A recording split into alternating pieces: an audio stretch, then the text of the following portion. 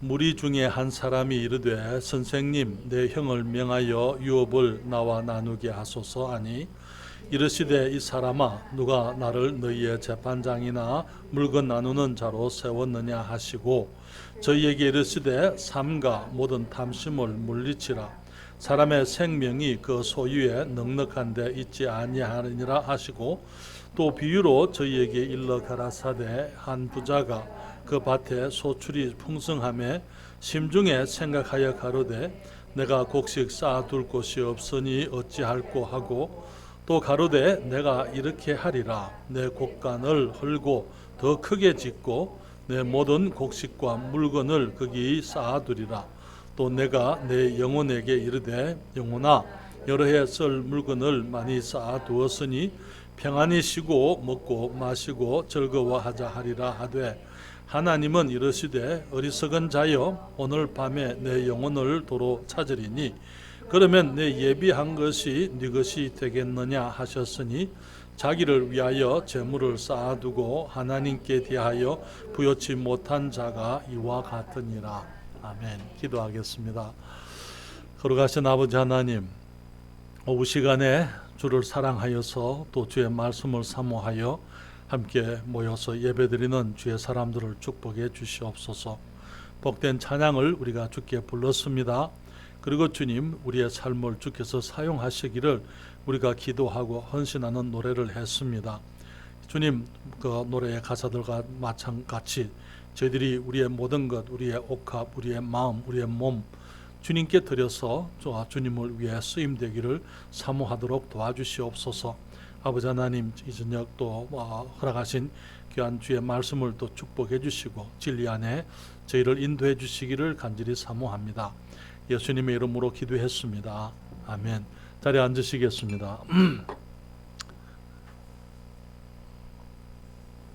우리가 주일날 오후에 예수님의 비유의 말씀을 생각을 하고 있는데 괜찮아요, 사모님? 여기 저기 선풍기가 있어서 괜찮아요.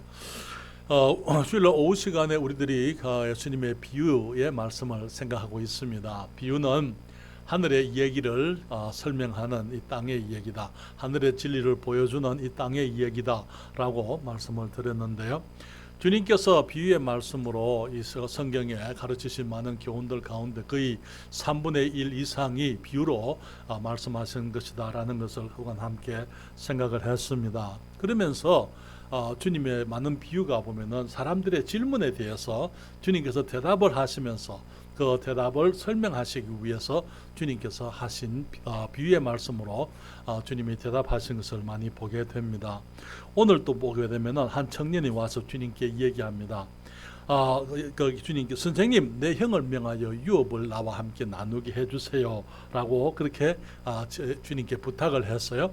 그러니까 그 청년의 말을 들으시고 주님께서 그것을 기회로 주님께서 이제 교훈의 기회로 삼으시고 하늘의 진리를 설명하기 위해서 또 한 가지 비유의 말씀을 하신 것을 보게 됩니다. 우리는 이 말씀에서 특별히 16절부터 21절까지 있는 주님이 하신 그 비유의 말씀을 일컬어서 어리석은 부자의 비유다 그렇게 우리가 표현을 하고 있는데요.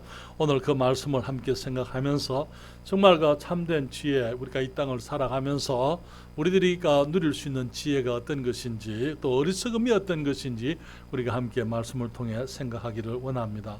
먼저 우리들이 생각하는 것은 그 청년이 주님께 나와서 주님 나의 형을 명해서 나와 함께 유업을 나누게 해주세요라고 했을 때에 실제로 그 사람들의 문제는 주님께서 말씀하시는 것은 이 물질이 문제가 아니고 탐심이 문제였다 그렇게 말씀을 하고 있는 것을 봅니다.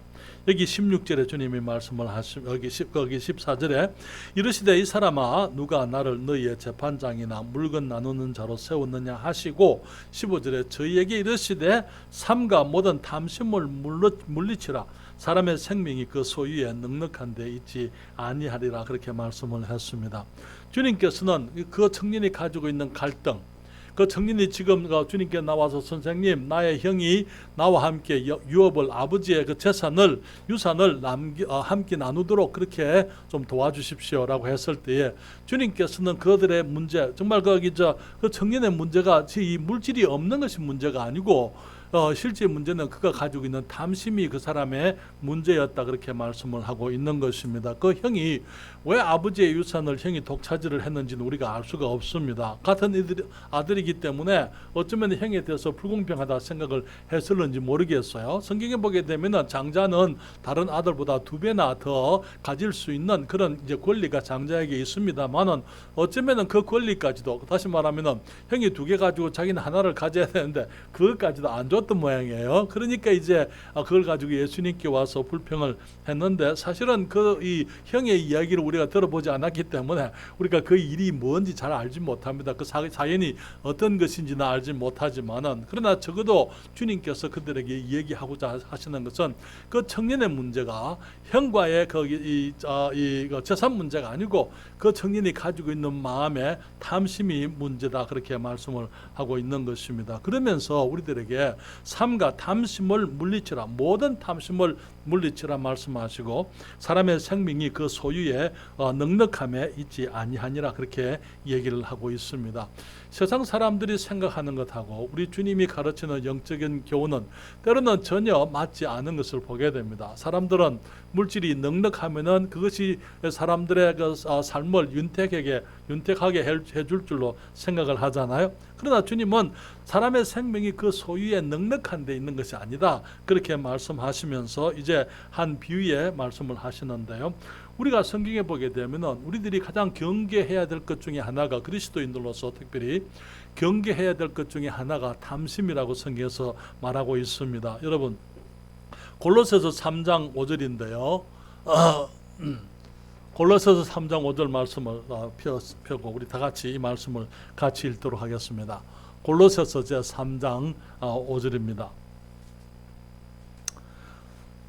골로새서 3장 5절 말씀 찾으셨습니까? 우리 같이 읽겠습니다. 그러므로 땅에 있는 지체를 죽이라. 곧 음란과 부정과 사욕과 악한 정욕과 탐심이니 탐심은 우상숭배니라. 여러분 탐심을 보고 주님께서 말씀하시기를 우리가 이 땅에 있는 여러 지체들 악한 지체들을 죽이지만은 곧 음란과 부정과 사욕과 악한 정욕 그 전부 악한 줄 우리가 알고 있습니다. 그 이런 이 악하고 부도덕한 그런 이 비도덕적인 그런 욕구들 그런 것들이 악한 것인 줄 우리가 알고 있지만은 또 주님 말씀하시기를 이 탐심도 마찬가지로 탐심을 버려라. 탐심도 우리의 삶을 이제 파멸시킬 수 있는 그러한 악한 죄라고 말씀을 하고 있으면서 탐심의 근본적인 모습은 우상숭배다 그렇게 말씀을 하고 있는 것입니다. 우상숭배라고 하는 것은 내가 하나님보다도 살아계신 하나님보다도 온 천지를 지으신 우리 하나님보다도 내게 생명을 주신 하나님보다도 우리의 모든 찬양과 예배와 경배와 영광을 홀로 받으시기에 합당하신 우리 하나님이 계심에도 불구하고 하나님 앞에 무언가를 가로막는 것, 하나님을 섬기지 못하게 만드는 어떤 것, 그것이 탐심이다 이렇게 말씀을 하고 있는 거예요. 여러분 우리가 그 말씀을 생각해 보게 되면 실제로 그러했던 것을 보게 됩니다. 하와가 왜 그 이 선과 악을 알게 하는 나무, 주님께서 먹지 말라고 하신 나무의 열매를 왜 먹었습니까? 탐심이에요. 여자가 그 나무를 번쩍 먹음직도 하고 보암직도 하고 지혜롭게 할 만큼 탐스럽기도 한 나무인지라 그렇게 성경에서 말하고 있잖아요. 그러니까 이 여자애가 우리 사람들이 처음 넘어지게 될 때에 그게 사탄의 유혹이 무엇을 걸고 넘어진 겁니까? 사람이 가지고 있는 탐심을 걸고 넘어진 거예요. 그렇잖아요. 먹음직하고 보암직하고 지혜롭게 할 만큼 탐스럽기도 한 나무이기 때문에 그래서 그것을 탐을 내는 하나님의 말씀보다도 이제 하나님의 말씀을 거부하고 내가 선택하려고 하는 것, 그것이 나를 만족해 하려고 하는 탐심이었던 것을 보게 되는 것입니다. 그렇기 때문에 주님께서 탐심을 우상숭배다 그렇게 말하고 있는 것이죠. 그 말은 우상은 하나님을 제쳐놓고 하나님보다 더 귀하게 여기는 것이 그것이 우상이지 않습니까? 우리는 많은 경우에 이 절에 나가고 사람들이 섬기는 우상들을 우상으로 섬기지만은 실제로 많은 경우에 우리들의 우상은 내 자신인 것을 보게 되는 것입니다. 내 자신이 하나님보다도 내가 더 중요한 거예요. 하나님보다도 하나님의 말씀보다도 내 욕구가 내 생각이 더 앞서는 것입니다. 그것이 우상숭배라는 것이죠. 여러분 롯의 아내가 이 소돔에서 나오면서 뒤를 돌아보았습니다. 왜 그랬습니까? 뒤에 두고 나온 자신의 재물, 하나님의 말씀보다도 주님께서 뒤를 돌아보지 말라. 이제 소돔과의 관계를 다 끊고 이제 소돔에 있던 그 모든 것들에 대해서 미련을 두지 말고 하나님만 바라보고 하나님의 인도하심을 따라서 그들이 임한 그 재앙을, 심판을 피해야 됨에도 불구하고 그가 뒤를 돌아봤기 때문에 이 물질에 대한 욕구, 그 탐심 때문에 그가 결국은 소돔 기둥으로 변해버리고 말았던 것이지요. 여러분, 이스라엘 백성들이 이 여리고 성을 점령했습니다. 여리고 성을 점령하면서 그들이 위대한 승리를 경험했잖아요. 어떻게 여리고 성을 점령했죠? 그들이 활을 얼마나 쏘았습니까? 대포가 있었습니까? 아니면은 총을 쏘았습니까? 아니면은 거기 이 어떤 무기로서 이 웅장한 이 여리고 성을 무너뜨렸습니까? 여러분, 여리고 성 성벽은 얼마나 두껍고 컸던지 성벽 꼭대기에 이 전차가 다닐 수 있는 말을 끄는 이 전차 있잖아요. 성벽 꼭대기에 거기에 길이 있어가지고 그것을 이 전차들이 다닐 수 있을 만큼 그렇게 웅장한 그런 이 성이었더랬습니다. 그래서 그 성벽을 무너뜨린다는 것은 그냥 우리가 지금 이제 현대적인 무기로 가지고 다이너마이트를 넣어 가지고 폭파시키든지 그렇게 하지 않으면은 그것이 무너질 수 없는 그런 성벽이었더랬어요. 그 성벽을 어떻게 무너뜨렸습니까? 그들이 요단강을 건너서 이제 40년의 광야 생활을 마치면서 요단강을 건널 때에 하나님께서 그들이 요단강에 물이 서도록 이 제사장들의 발이 그 요단강에 들어서니까 그만 이제 그 물이 또 거기 저 위에서부터 멈췄어요. 그래서 강을 마른 땅 건너듯이 그들이 그 홍해만 마른 땅 건너듯이 건넌 게 아니고 요단강도 마른 땅 건너듯이 이제 약속의 땅으로 들어가면서 제일 처음 맞이했던 성이 여리고성 아닙니까? 그 성을 그들이 이제 이기고 승리하고 점령하게 될 때에 그들이 한 것은 아무것도 없었어요. 그냥 주님이 말씀하신 그대로 행진한 것밖에 없습니다. 행진할 때 소리 내면 안 됐어요. 그리고 60만의 이 장정들이 여리고 성을 하루에 한 바퀴씩 도는데 여러분 거기 이 군인들이 행진하는 그 소리를 들어보셨어요? 절도 있게 행진하게 될 때 그 소리가 얼마나 멋있는지 모릅니다. 혹시 들어본 적이 있으시면은 그렇게 그들이 이제 하루에 한 바퀴씩 돌았어요. 그리고 제 7일은 몇 바퀴요? 7바퀴를 돕니다. 돌면서 마지막에 이 여호수아의 군호와 함께 그들이 모두 고함을 질렀을 때 그냥 엄청난 이 여리고성이 그냥 무너져 버렸잖아요. 그럴 때 주님께서 이 이스라엘 백성들이 그 성에 들어가면은 거기에 있는 모든 물건들은 모든 전리품들은 다 하나님의 것이다. 왜? 첫 성이잖아요. 첫 승리잖아요. 먼저 그것을 하나님께 드려라. 하나님께서 구별하고 자기들이 어떤 생명을 바쳐서 싸운 것도 아니고 하나님께서 그들로 하여금 위대한 승리를 경험하게 하셨기 때문에 거기에 그들은 손대지 말라. 그런데 그 다음에 있었던 그 전투가 아이성 전투잖아요.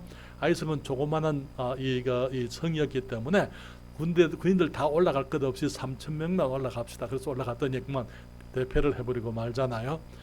원인이 무엇이었습니까? 거기에 아간이라는 사람이 거기에 황금과 이제 그 외투들, 신할산 외투 같은 그런 이제 물건들을 보고는 몰래 감추었잖아요.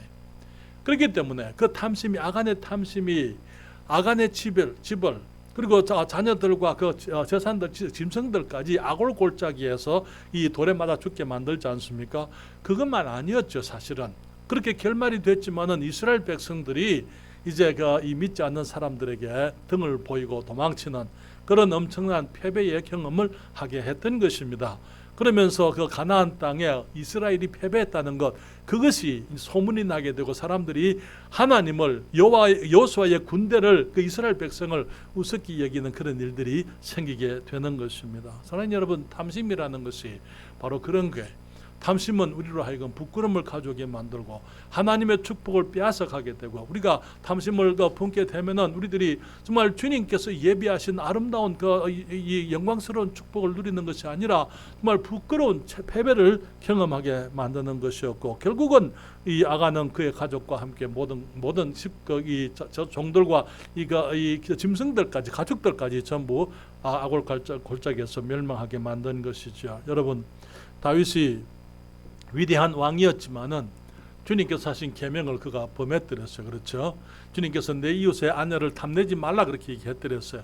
그렇기 때문에 그런데 이 다윗은 이웃의 아내만 탐냈을 뿐 아니라 그 아내의 남편 우리아까지 그는 전쟁에서 죽이고 말았더랬습니다. 그의 이 정욕 그런 것들이 결국은 그 우리아 사건이 있고 난 다음에 바세바와 결혼하고 난 그 이후부터는 사실은 다윗의 집에 재앙이 끊이지를 않았던 것을 보게 됩니다. 그때부터 다윗의 집에는 끊임없이 형제들 간에 아들들끼리의 이 살육이 있게 되고 거기에 권력 투쟁이 있게 되고 결국은 이제 그 다윗이 아들 그 압살롬을 피해서 예루살렘을 비워놓고 도망을 쳐야 되고 이 압살롬이 아버지의 후궁 10명과 동침을 하게 되고 정말 너무나 부끄러운 일들이 그렇게 생기는 것을 보게 되는 것입니다. 주님 말씀하시기를 삼가 탐심을 모든 탐심을 물리치라 사람의 생명이 소유에 넉넉한 데 있지 아니하니라 그렇게 말씀을 하신 것을 보게 되는 것입니다. 여기 이 청년의 탐심은요, 이 주님까지도 하나님까지도 자기 유익의 도구로 보게 만들어드렸어요. 다시 말하면은 그 청년이 왜 예수님께 나왔습니까?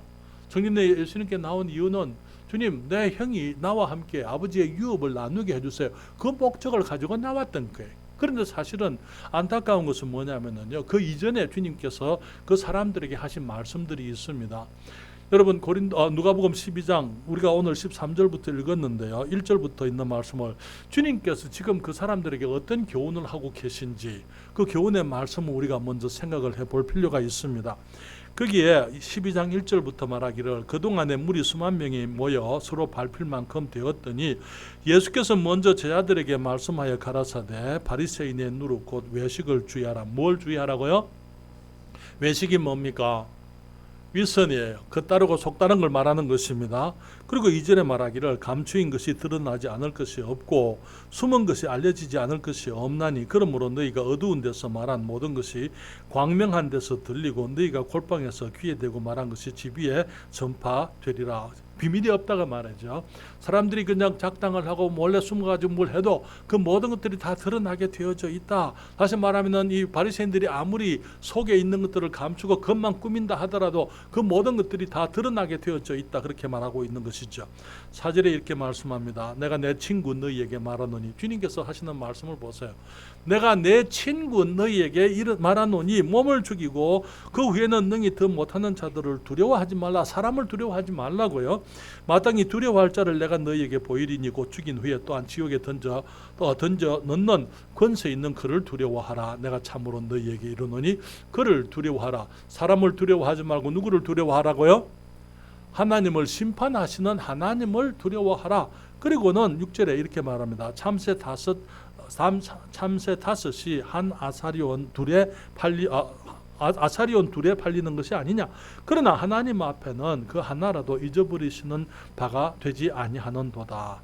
너희에게는 오히려 머리털까지 다 세신 바 되었나니 두려워하지 말라. 너희는 많은 참새보다 귀하니라.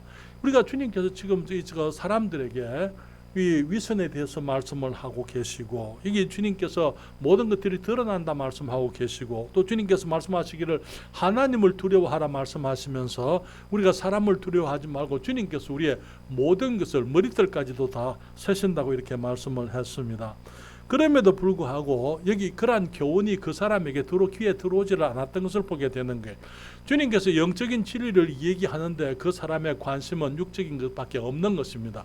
그렇기 때문에 예수님께 와서 불쑥하는 말이 내 형을 명하여 나와 아버지의 유업을 나누게 해 주십시오. 그렇게 얘기를 하는 것입니다. 너무나 많은 사람들이 하나님의 말씀을 듣지만은 말씀을 듣지 않은 일들이 너무나 많습니다. 하나님의 말씀을 듣지만은 말씀을 듣지 아니하고 모두가 자기 생각 속에 빠져 있는 것을 우리가 보게 되는 것이죠. 오늘 저녁 오후에 이 시간에도 어쩌면은 지금 우리의 말씀에 집중하지 아니하고 다른 것을 생각할 수도 있다고 생각이 되어집니다. 여러분, 제가 어떤 목사님하고 미국에 있으면서 거기 이제 친구 목사님하고 그런 대화를 했어요. 오늘날 사람들이 교회를 찾는 데는 대부분이 이기적인 자기중심적인 목적이 있다.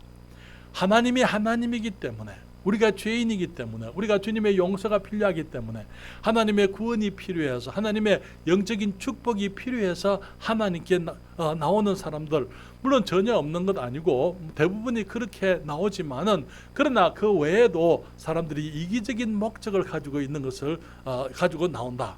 그래서 그 이기적인 목적이 채워지게 되면은 하나님을 떠나버린다든지, 아니면은 채워지지 않으면은 그것을 채워줄 수 있는 곳으로 생각되는 다른 교회로 가버리든지, 사람들이 항상 자기들 중심으로 교회를 선택하게 되고, 순수하게 하나님의 말씀을 사랑하고 주님 앞에 정말 하나님의 은혜를 필요로 해서 죄 용서를 구하고 구원을 위해서 정말 진리를 사모해서 교회에 나오기보다는 이 개인적인 어떤 목적, 어떤 아젠다를 가지고 주님께 나오는 일이 너무나 많은 것입니다. 주님께서 그 청년에게 주님 말씀하시는 거예요. 삼가 모든 탐심을 물리쳐라. 사람의 생명이 그 소유의 능력한데 있지 아니하다. 우리가 주님 앞에 나오게 될 때에 우리가 정말 내 것을 가지고, 나의 어떤 이기적인 목적을 가지고 나오는 것을 우리가 조심해야만 되는 것입니다. 왜냐하면 우리가 탐심을 가지고 주님께 나오게 되면은 결국은 우리가 주님보다도 내가 추구하는, 내가 탐하는 것들, 내가 원하는 그런 것을 쫓아서 우리가 가게 되어지게 되기 때문인 것이죠. 우리 주님께서는 물질로 인해서 염려하지 말라고 말씀을 하고 있는 것을 보게 되는데요. 여러분, 누가복음 12장 오늘 읽은 본문 22절부터 있는 말씀을 잠깐 읽겠습니다. 22절부터 31절까지. 또 제자들에게 이르시되 그러므로 내가 너희에게 이르노니 너희 목숨을 위하여 무엇을 먹을까, 몸을 위하여 무엇을 입을까 염려하지 말라. 목숨이 음식보다 중하고 몸이 의복보다 중하니라. 까마귀를 생각하라. 심지도 아니하고 거두지도 아니하며 골방도 없고 창고도 없으되 하나님이 기르시나니 너희는 새보다 얼마나 더 귀하냐. 또 너희 중에 누가 염려함으로 그 키를 한 자나 더할 수 있느냐. 그런즉 지극히 작은 것이라도 능치 못하거든 어찌 다른 것을 염려하느냐. 백합화를 생각하여 보아라. 실도 만들지 않고 짜지도 아니하느니라. 그러나 내가 너희에게 말하노니 솔로몬의 모든 영광으로도 입은 것이 이 꽃 하나만 갖지 못하였느니라. 오늘 있다가 내일 아궁이에 던지우는 덜풀도 하나님이 이렇게 입히시거든 하물며 너희일까 보냐. 믿음이 적은 자들아, 너희는 무엇을 먹을까 무엇을 마실까 하여 구하지 말며 근심하지도 말라. 이 모든 것은 세상 백성들이 구하는 것이라. 너희 아버지께서 이런 것이 너희에게 있어야 될 줄을 아시느니라. 31절 같이 읽을까요? 12장 31절 같이 읽습니다. 오직 너희는 그의 나라를 구하라. 그리하면 이런 것을 너희에게 더하시리라. 사랑하는 여러분, 주님께서는 우리들에게 이 물질로 인해서 탐심을 품고 물질로 인해서 염려하고 하지 말라고요. 주님께서 이 모든 것들은 주님께서 다 알고 계신다고 말씀을 하고 있는 것입니다. 그래서 주님께서는 우리 그리스도인들이 참으로 높은 차원의 삶을 살기를 원하십니다. 이 물질로 인해서 가지고 우리 두려워하는 그런 삶을 살기를 주님께서 원치 아니하신다, 그 말씀이죠. 우리가 여기 마태복음 5장입니다. 39절부터 42절까지 또 말씀을 찾으셔서 함께 읽도록 하겠습니다. 마태복음 5장 39절부터 42절까지 말씀입니다.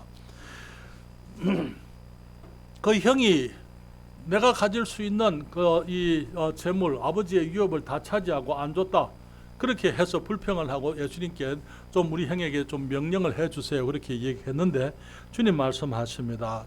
마태복음 5장 39절부터 42절까지 같이 읽습니다.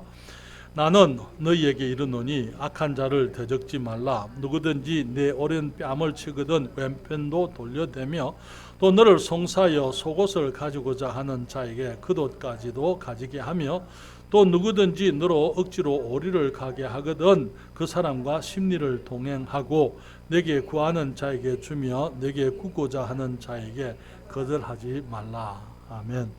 주님께서는 우리 그리스도인들이 물질에 매여 가지고 염려하고 물질로 인해서 전전긍긍하고 물질을 아까워가지고 사람들과 나누지 못하고 그러한 모습의 삶을 사는 걸 원치 않으십니다. 주님께서는 우리가 물질을 초월하는 삶을 살기를 원하시는 것입니다. 그래서 우리가 물질보다 더 귀한 것, 우리 주님의 영광스러운 차원의 삶을 살게 되기를 원하시는 것이죠. 우리가 여기 비유에서 두 번째 생각할 수 있는 것은 그 청년의 그 본질적인 문제는 탐심이었다는 것을 우리가 생각을 했는데, 물질은 삶의 질을 보장해주지 않는다는 사실을 보게 됩니다. 먼저 생각할 수 있는 것은 물질로 만족을 얻으려고 하는 삶은 차원이 낮은 삶이다, 그렇게 생각을 해볼 수 있는 것이죠. 오늘 그 본문의 말씀에 누가복음 12장에 오늘 거기 주님께서 16절부터 이 어리석은 부자의 비유를 주님이 하고 계신데요. 그런데 주님께서 그 비유에서 하시는 말씀이 뭡니까? 여기 그 비유가 거기 이 한 농부가 있어가지고 소출이 많아졌어요. 그래서 그 소출을 둘 곳이 없으니까 곡간을 새로 짓고 이제 그 곡간에다가 그 모든 소출을 잔뜩 쌓아놓거나 하는 말이 자기 영혼에게 내 영혼아 이제는 편히 쉬자, 그렇게 얘기를 했습니다. 먹고 마시고 즐거워하자, 그렇게 얘기했지만은 여기 주님께서는 20절에 말하기를 어리석은 자여 오늘 밤에 내 영혼을 도로 찾으리니, 그렇게 말씀을 했어요. 그래서 그러면은 네 예비한 것이 누구를 위해서 누구시 되겠느냐 말씀하시고, 자기를 위해서 재물을 쌓아두고 하나님께 대하여 부여치 못한 자가 이와 같다, 이렇게 말씀을 했습니다. 이 비유 속의 부자는요, 물질적인 성공을 기뻐했습니다. 여러분, 물질적으로 풍성해지는 것, 그것은 우리 모두가 기뻐할 수 있는 일입니다. 그렇잖아요. 그건 당연히 주님께서 우리의 삶을 축복하셔서 우리가 물질적으로 여유가 있고 풍성해지는 것, 그것은 귀한 것입니다. 그러나 문제는 뭐냐면은 그 풍성하게 축복을 해주신 하나님보다도 축복이 더 귀할 때 문제인 것이죠. 축복을 더 사랑하고 축복을 주신 하나님을 등한히 하게 되면 그것이 이제 사람의 문제가 되는 것입니다. 어쩌면은 이 사람이 그 밭에 소출이 풍성하다, 이렇게 풍성했다 하는데, 그것은 아마 그가 예상하지 못했던 엄청난 풍년이었던 것 같아요. 엄청난 성공이었던 것 같습니다. 왜냐하면은 계획했더랬다면은 미리 곡간을 지었겠죠. 그렇죠. 그런데 곡간을 나중에 짓는 것을 봐서는 그는 그렇게 농사가 잘 되고 성공하리라고 생각하지 못했던 것 같아요. 그런데 하나님께서 그를 축복하셔서 밭에 소출이 풍성하게 되니까 그 갑작스런 성공이 주어졌기 때문에 그는 곡간을 헐고 그 곡간에다가 이제 그 재물을 소출을 쌓아두는 그런 일을 했던 것을 보게 되는 것입니다. 사랑하는 여러분, 이 갑작스러운 성공이 주어지게 될 때에 사람의 인품을 또 알게 되는 것 같아요. 여러분, 만약에 뜻하지 않은 보너스가 나오면 그걸 가지고 뭐 하시겠어요? 생각하지 못했던 물질적인 축복이 갑자기 생겼습니다. 그거 가지고 그런 일이 있으면 여러분 뭐 하십니까? 만약에 하나님께서 갑자기 내게 한 100만 원, 200만 원을 이렇게 주신다, 1000만 원, 2000만 원을 주님이 내게 주신다, 내가 이거 가지고 뭐 할까? 어떤 사람들은 그동안에 오랫동안 우리 여행을 못했으니까 이제 부부간에 하와이 여행을, 유럽 여행을 하고, 뭐 사모님 좋아할 것 같아요. 우리가 유럽 여행을 가자, 아니면 크루즈 여행을 가자. 그럴 수 있죠. 그렇죠. 어떤 사람들은 이제 그동안에 우리 형제님들, 우리 남자들은 그동안에 내가 사지 못했던 장난감들, 예를 들면은 뭐 거기 이 자동차라든지, 지금 지금 자동차가 나쁜 것도 아닌데, 그동안에 저 차를 한번 내가 타봤으면 했는데 그 차를 사야 되겠다. 이 장난감들. 그래서 창고를 이 사람이 이제 그 창고를 크게 지어서 이제 먹고 마시고 즐기자, 그런 얘기를 했던 것을 보게 되는 것입니다. 우리가 그런 것을 통해서 우리가 사람의 성숙을 볼 수 있는데, 성숙한 사람들은 그런 갑작스러운 축복이 있으면은 주님께 물어보는 게, 주님 왜 주셨어요? 주님 왜 주셨습니까?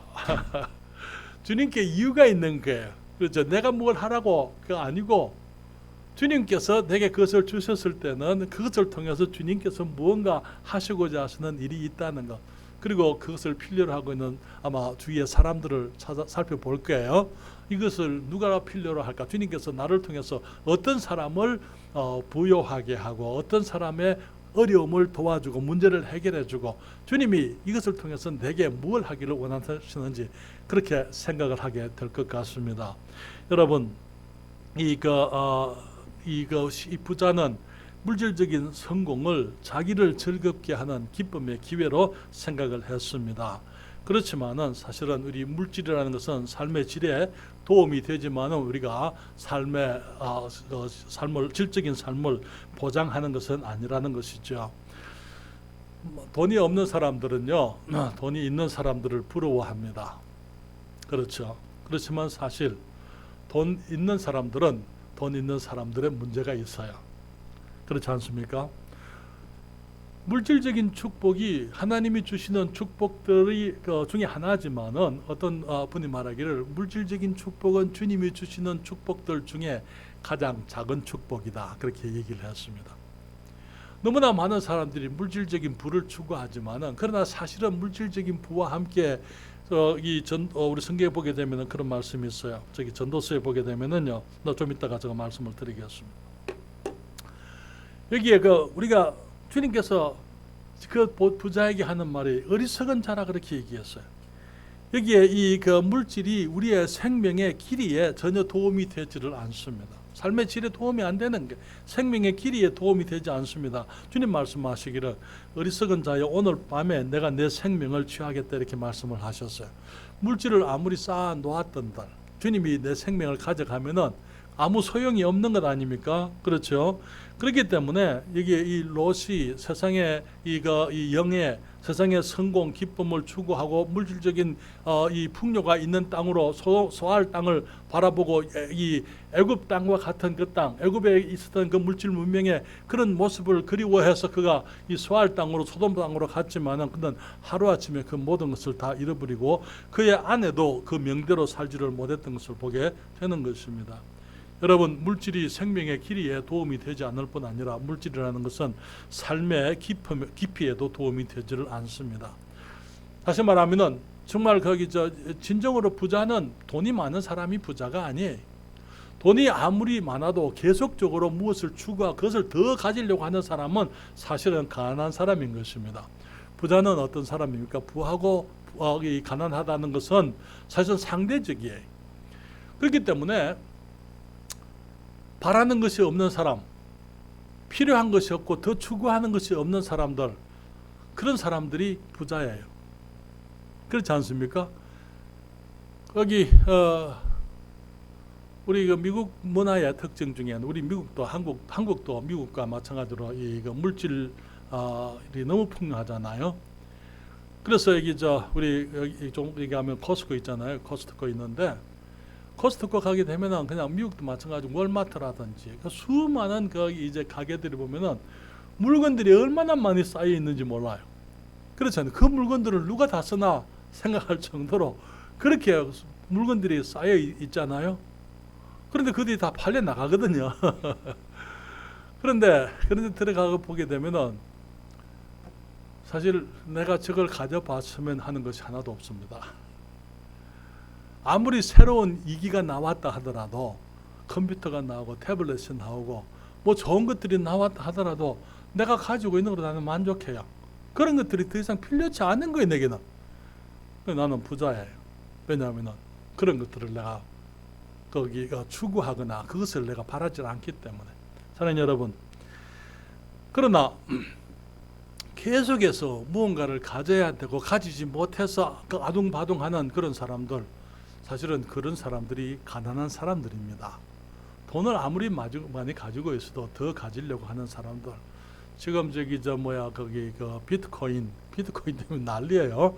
지금 하루하루 시세가 금방 그렇게 올랐다가 그 다음날 폭락을 하고, 그래서 20대 30대 사람들이 정말 다른 데 투자할 데가 없어서 그냥 그런 데 투자했다가 하루아침에 벼락 거지가 된다 그러죠. 요즘은 벼락 부자가 아니고 벼락 거지가 되는 거예요. 그게 왜? 탐심이에요. 전부 다 탐심이잖아요. 여러분, 비트코인 가지고 뭐 할 거예요? 그걸 먹을 수 있어요?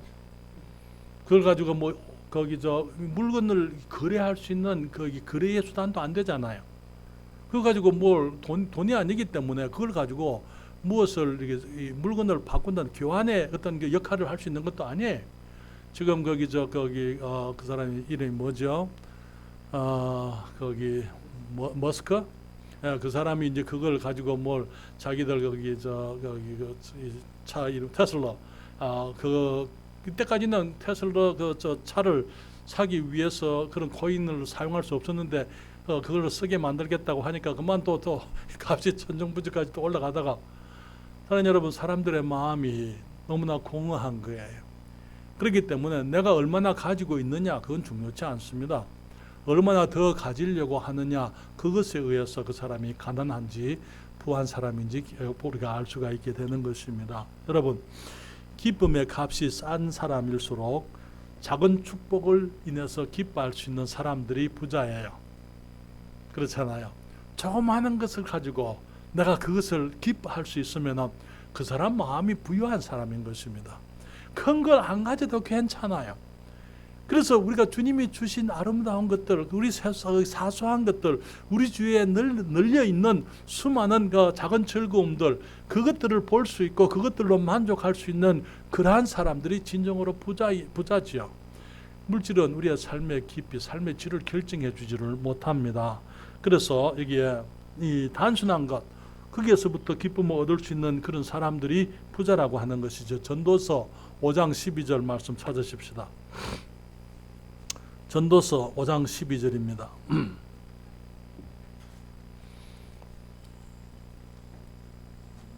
구약성경 전도서 5장 12절 말씀요. 우리 다 같이 이 말씀을 읽습니다.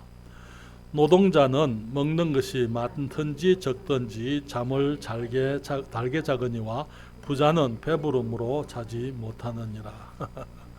얼마나 정확한 말씀인지. 그렇죠. 노동한 사람은 정말 먹는 것이 많든지 적든지 잠을 달게 자는 것입니다. 그렇죠. 주님께서 사랑하는 자들에게 뭘 주신다고요? 잠을 주신다고요. 그렇기 때문에 주님께서 우리 사모님 얼마나 사랑하는지 모릅니다. 저도 마찬가지예요. 저도 하여튼 누웠다 하면은 잡니다. 그런데 요즘은 이제 나이가 들어서 그런지 한번 자고 일어나서 깨게 되면 그 다음에 잠을 못 자요. 그게 아마 이제 그 나이 때문에 그런 것 같아요. 그래서 제가 마음이 부자라서 내가 잠 못 자는 게 아니고 아마 나이 때문에 그런 것 같아요. 주님 말씀하시기를 노동자는 먹는 것이 많든지 적든지 잠을 자지 못하거니와 부자는 배부름으로 자지 못하느니라, 그렇게 말씀을 했습니다. 물질이 삶의 길이에 도움이 되지 않고 삶의 깊이에 도움이 되지 않을 뿐 아니라 물질은 삶의 높이에도 도움이 되지를 않습니다. 이 그 어리석은 부자는 하나님이나 하나님의 나라를 위해서 전혀 준비되지 못했던 것을 보게 되는 것입니다. 많은 경우에 물질이 명성이나 아름다운 이름에 이 도움이 될 수는 있지만은, 그러나 정말 이 물질로 인해서 참으로 이 영적인 이 높은 차원의 삶을 살 수 있는 것은 아닌 것이죠. 여러분, 최근에 우리는 그 세계에서 가장 선망의 대상이 되던 한 부부가 이제 이혼을 한 것을 우리가 듣게 되었습니다. 빌 게이트가 이번에 이혼을 했어요. 그렇죠. 그 사람이 게이트 재단을 통해서 딸이 아니고 부인 말린다와 함께 정말 그 게이트 재단을 통해서 수많은 선행을 하고 많은 자선들을 하고 그래서 아주 훌륭한 사람으로 생각을 해왔잖아요. 그런데 그의 위선은 오래가지 않고 다 드러나고 많은 것을 우리가 보는 것입니다. 물질이 있지만 그 물질이 그 사람을 정말 고고한 사람, 높은 차원의 삶이 되지 못하게 만드는 것을 그렇게 오히려 물질이 있었기 때문에 어쩌면은 그는 그런 악한 일들, 부끄러운 일들을 서슴지 않았다고 생각이 되어집니다.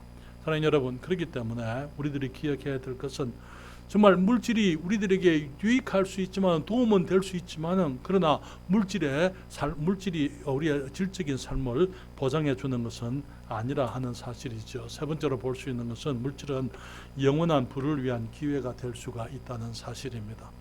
여러분, 디모데전서 6장 17절부터 19절까지입니다. 디모데전서 6장 17절부터 19절까지 우리 성경을 펴시고 또 함께 말씀을 보십니다. 디모데전서 제6장 17절부터 19절까지 우리가 함께 읽겠습니다. 17절부터 6장 17절부터 19절까지 같이 읽습니다.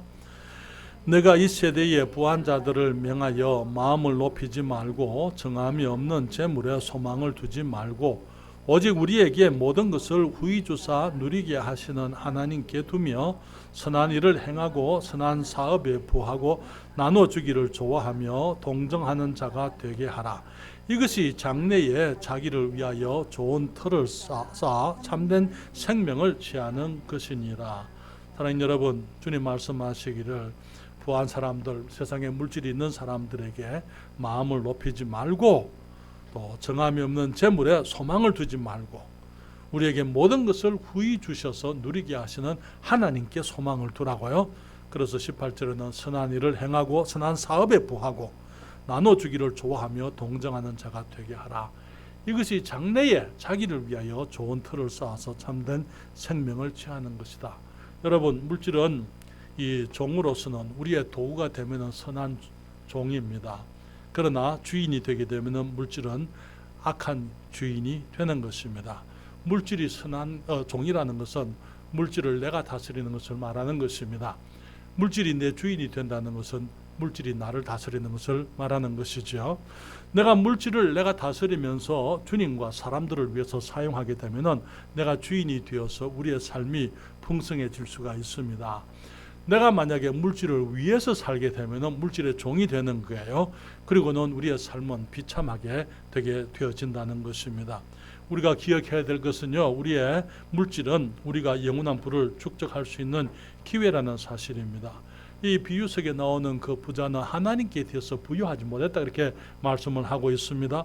그렇기 때문에 주님께서 그를 어리석은 자라고 부르셨던 것이죠. 어리석은 자여 그렇게 말씀을 했습니다. 그는 영원한 부의 기회, 하나님께서 그에게 주신 이 소출이 풍성했을 때 그것을 가지고 영원한 것을 위해서 투자할 수 있는 그런 기회를 상실해버리고 말았던 것이죠. 그렇기 때문에 그가 생명을 잃을 때에 그가 그 귀하게 생각했던 그 물질까지도 다 함께 잃어버렸던 것을 보게 되는 것입니다. 주님께서는 우리들에게 이 물질을 하늘에 쌓아두라 그렇게 얘기를 하시는데요. 마태복음 6장 19절부터 21절까지 같이 읽겠습니다. 마태복음 6장 19절부터 21절까지 마태복음 6장 19절부터 21절까지 역시 같이 읽겠습니다. 모든 분들이 같이 읽습니다. 19절부터 21절까지 마태복음 6장입니다. 같이 읽습니다. 너희를 위하여 보물을 땅에 쌓아두지 말라. 거기는 좀과 동록이 해하며 도적이 구멍을 뚫고 도적질하느니라. 오직 너희를 위하여 보물을 하늘에 쌓아두라. 거기는 좀이나 동록이 해하지 못하며 도적이 구멍을 뚫지도 못하고 도적질도 못하느니라. 내 보물이 있는 그곳에는 내 마음도 있느니라. 아멘. 여러분, 너희를 위하여 보물을 쌓아두지 말라 이렇게 말씀 안 했어요. 하나님을 위하여 보물을 쌓아두라 이렇게 말씀도 안 했습니다. 주님께서 하시는 말씀은 너희를 위하여 보물을 땅에 쌓아두지 말라 이렇게 말씀을 하고 있는 거예요. 주님 말씀하시기를 너희를 위하여 보물을 하늘에 쌓아두라. 주님께서 우리가 보물이 풍성하기를 원하십니다. 우리가 하나님의 풍성한 축복을 누리기를 원치 않는 게 아니에요. 많은 경우에 사람들이 이 말씀을 읽으면서 생각하기를 하나님께서는 우리가 풍성하게 되기를 원치 않는다. 아니요, 그게 아닙니다. 하나님께서는 우리가 풍성하기를 원하세요. 보물을 쌓아두기를 원하시는 거예요. 그런데 그 보물을 어디다가 쌓아두라고요? 땅에 쌓는 게 아니고 하늘에 쌓아두라고 그렇게 말씀을 하는 거예요. 많은 경우에 사람들이 생각하기를 우리가 하나님을 위해서 보물을 쌓고 나를 위해서는 보물을 쌓지 말라고 주님이 얘기하시는 줄로 생각하는데 그게 아니라는 거예요. 주님께서는 우리를 위해서 보물을 쌓는데 땅에 쌓지 말고 하늘에 쌓아두라고 그렇게 주님이 말씀을 하고 있다는 것입니다. 그래서 이 땅에 우리가 보물을 쌓아두면 안 되는 이유가 이 땅에는 좀과 동록이 해하며 도적이 구멍을 뚫고 도적질하죠. 뿐만 아니라 내가 이 땅에 쌓아놓은 것은 아무것도 내가 가지고 갈 수도 없습니다. 그렇지 않습니까? 전에 말씀을 드렸지만은 록펠러가 이제 거기 죽을 때 엄청난 재산을 가지고 있었잖아요. 그래서 이제 그 회계사가 이렇게 물었어요. 회계사에게 사람들이 묻습니다. 록펠러가 죽을 때 남긴 것, 얼마나 되느냐 그렇게 물으니까 그 회계사가 하는 말이 전부 그렇게 얘기했어요. 이 일부를 가져가고 뭘 남긴 것도 아니고 전부 다 남겼다고. 그렇잖아요. 우리가 이 땅에서 아무리 많은 것들을 쌓아둔다 하더라도 우리는 전부를 다 뒤에 두고 가게 되어져 있다는 것이죠. 그렇지 않습니까? 그러나 우리가 하나님께서 말씀하시는 것은 그렇기 때문에 우리를 위해서 보물을 하늘에 쌓아두라고요. 그래서 우리가 미리 하나님의 나라를 위해서 우리가 이제 우리 하늘에 있는 우리의 창고에 보물을 쌓아두는 것입니다. 주님을 위해서 우리가 우리의 물질을 사용하고 또 이 선교를 위해서 또 다른 사람을 위해서 꼭 교회 영적인 부분 그런 것만 얘기하는 게 아니에요. 우리들이 정말 우리가 이웃에다가 이웃을 위해서 주님의 이름으로 선을 베풀 수도 있는 것입니다. 그렇지 않습니까? 우리가 사람들을 위해서 또 우리의 이웃과 영혼들을 위해서 하나님의 이름을 위해서 우리가 사용하게 될 때에 우리의 보물을 하늘에 쌓아두는 것이 거기는 좀과 동력이 해하지 못하며 또 말하기를 도적이 구멍을 뚫지도 못하고요. 거기는 없어질 일이 없습니다.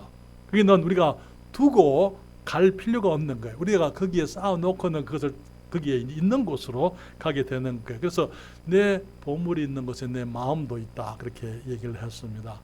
오늘날 너무나 많은 사람들이 살아가는 삶의 모습을 보게 되면 그들의 마음이 어디에 있는지 우리가 알 수 있어요. 무엇으로요? 그들이 어디다가 투자하느냐 하는 걸 보면 되는 것입니다. 마음이 하늘에 있는 사람들은 하늘에 투자하게 되어져 있어요. 마음이 땅에 있는 사람들은 땅에다가 투자하게 되는 것입니다. 여러분 누가복음 12장 33절 34절 말씀 한번 볼까요? 다시 누가복음 12장으로 돌아가서 33절과 34절 말씀 또 함께 보시겠습니다. 같이 읽습니다. 33절 34절입니다. 너희 소유를 팔아 구제하여 낡아지지 아니하는 주머니를 만들라.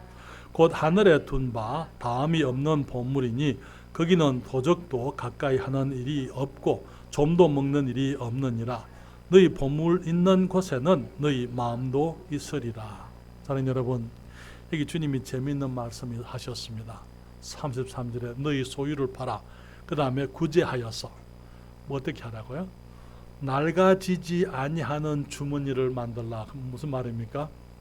낡아지지 아니하는 주머니가 뭐예요? 구멍이 안 난다 이 말이에요. 새는 법이 없다가 말이죠. 새지 아니하는 주머니 뿐만 아니라 지속적으로 나오는 주머니. 무슨 말인지 이해하시겠어요? 꺼내도 계속해서 나오는 주머니 그 말이에요. 낡아지지 아니하는 주머니, 다함이 없는 주머니. 이해하시겠어요? 우리가 주님을 위해서 우리가 정말 살게 되고 영원한 것을 위해서 우리들이 우리의 소유를 팔아서 투자하게 되면은 그것이 우리의 낡아지지 아니하는 주머니가 되겠다고요.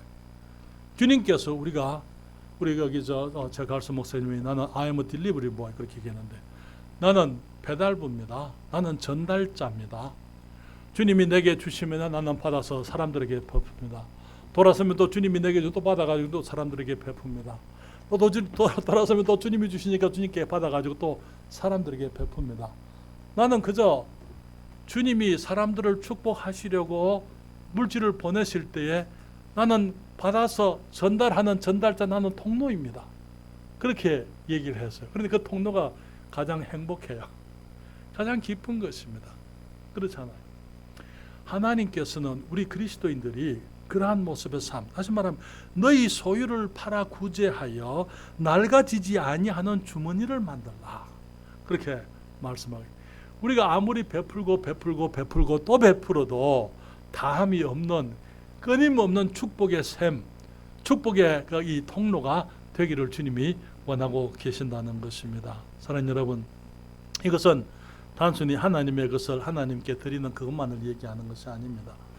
하나님의 것을 하나님께 드렸으면은 하나님께서 이 땅에 복을 쌓을 것이 없도록 붓겠다 이렇게 약속하셨지만은 주님께서 주신 하나님의 것 아니고, 이제 물론 전부 다 하나님의 것이지만은 주님께 마땅히 돌려드려야 될 그것을 얘기하는 게 아니고, 내가 내가 나의 기쁨을 위해서 주님이 주신 내가 원하는 것을 위해서 사용할 수 있는 10분의 9 가운데서도 내가 다른 사람을 위해서 사용하게 될 때에 주님께서는 낡아지지 아니하는 주머니를 주시겠다고 말씀을 하시는 것입니다.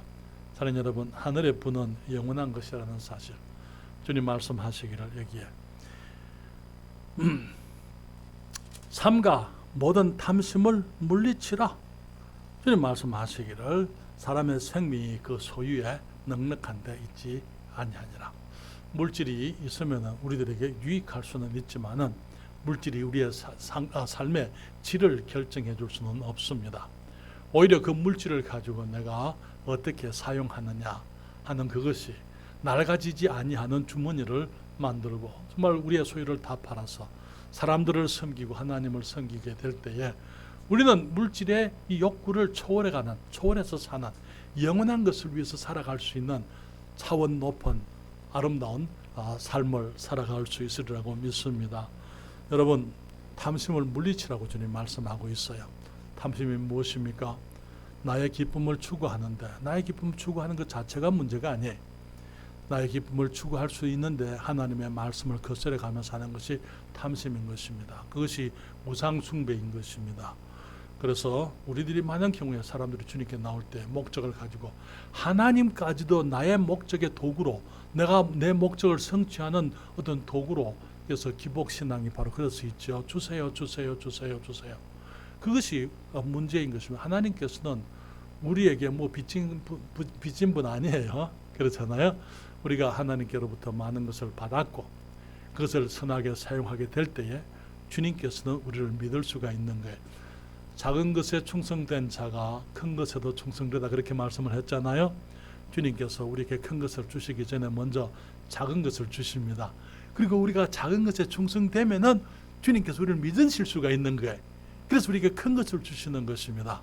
왜 내게 큰 것이 없습니까? 어쩌면은 내가 주님이 주신 작은 것에 충성되지 못하기 때문에 그럴 수도 있다는 것이죠.